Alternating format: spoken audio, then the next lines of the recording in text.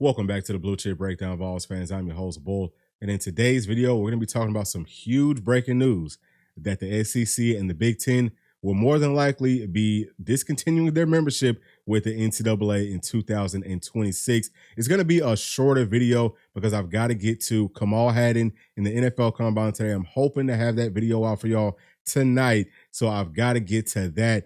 I won't have a whole lot of graphics in this one, but I will leave a link in the description below to show you where I got this information from. And also for those of y'all who would like to, kind of read more in depth and, come to your own conclusions on what you think this is ultimately going to be meaning for college football moving forward. And more importantly, for our volunteers, as I will be covering in this video. But before we get into that, okay, please make sure to like and subscribe to the channel. As always, does us a huge favor. Okay, it's really big for us as we are continuing to try to grow on YouTube. Now, number one, I want to bring up this graphic right here talking about the 14-team CFP model that is being proposed by the Big Ten and by the SEC. And it says the 14-team CFP model that's earned the most discussion would award 3 automatic qualifier spots for the Big Ten and SEC, 2 for the Big 12 and ACC, and 1 for the Group of 5. That will leave 3 at-large spots in that 14-team model, which could be reduced to 2 if Notre Dame is ranked in the top 14 on selection day. And under that, it's just showing you what that would ultimately look like.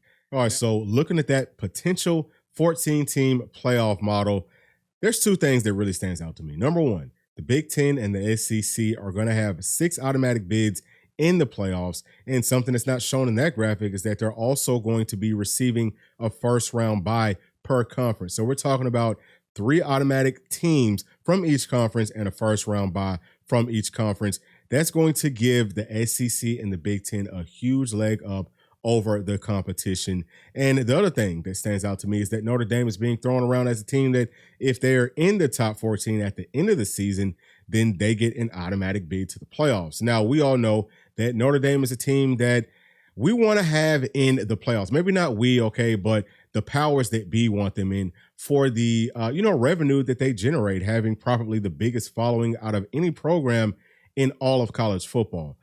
But things really get a lot better because one of the big members, surrounding all of these conversations that are being taken place came out and told ESPN that, hey, the SEC and the Big Ten have been in conversations about canceling their membership with the NCAA. And if they do it, it would obviously be in the 2026 season. So just to take, maybe like a 50-foot view of everything that we just talked about, okay? Number one, okay, we've known for quite some time that the Big Ten and the ACC have been posturing as super conferences. We've talked about it potentially going to an NFL type of a, model with the AFC and the NFC with the 14-team playoffs. Everything kind of is looking like it's trending towards they're trying to go to that model. And people have been asking, will they leave the NCAA? And we said on this channel that we didn't think that would happen for insurance purposes and things like that. We felt like the NCAA could play some sort of a role. And Greg Sankey kind of came out and said, no, we're not talking about separating from the NCAA. Well, it sounds like he was kind of blowing smoke, and they are really considering doing that.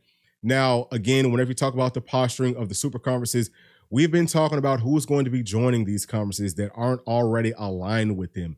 So Notre Dame was the biggest one, okay?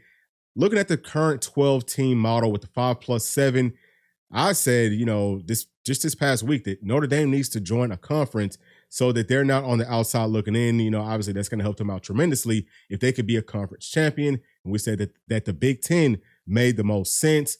A lot of rumors have came out saying that that Notre Dame has been talking to the Big Ten about joining that conference. We've also heard the Big Ten has been targeting Texas A&M from the SEC to join their conference as well. And it sounds like Texas A&M isn't happy with their spot in the SEC because Texas has now joined. I guess it's taken away from their Texas market in some way, shape, form, or fashion.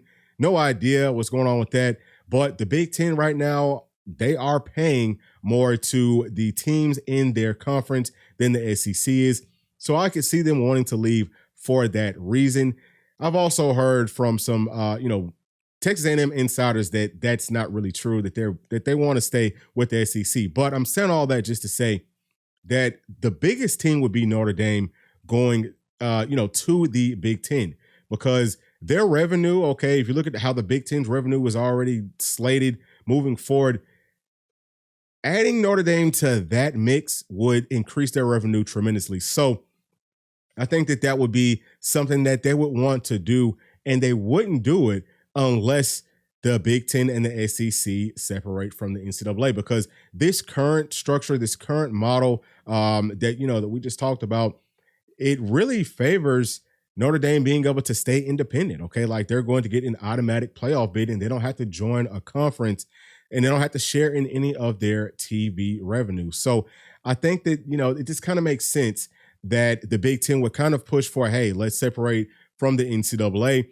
And I also think that if the SEC can add Florida State, Clemson, and a couple of other programs, it could help them out too, where things could, potentially end up being very even from conference to conference as far as what the TV revenue is. Very similar to what we see in the NFL, because now you've got two big conferences where, they're going to be playing one another a lot. So it doesn't really matter what conference you're in, because now they're going to be playing one another on a more regular basis.